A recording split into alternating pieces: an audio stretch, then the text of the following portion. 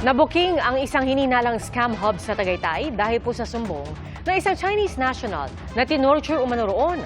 Binugbog at kinoryente umano ang dayuhan. Saksi, si Emil Sumangil.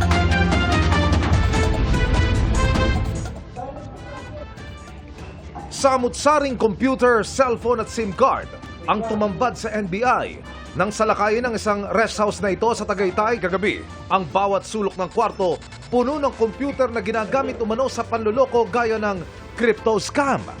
Sa isang silid pa nga, aktual na nakita ang mga naka-charge na cellphone na ito. Yan, lahat yan.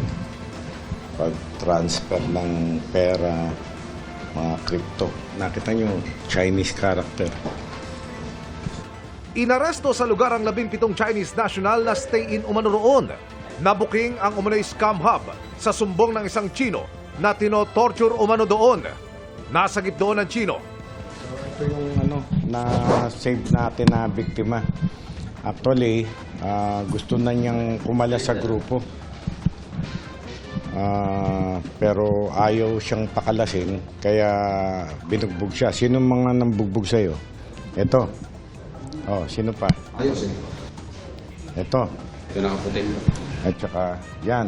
Titiwalag na raw sana sa grupo ang Chinese pero para hindi makapagsumbong, ikinulong siya at saka tinorture.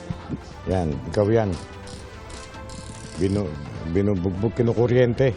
Dinala sa NBI BTEC ang mga Chinese na sasailalim sa inquest bukas sa kasong paglabag sa Cybercrime Prevention Act. Sinubukan naming kunin ang kanilang panig pero tumanggi sila. Kinumpis ka rin ang mga computer at cellphone na sasailalim sa pagsusuri. Para sa GMA Integrated News, ako si Emil Sumangil ang inyong saksi.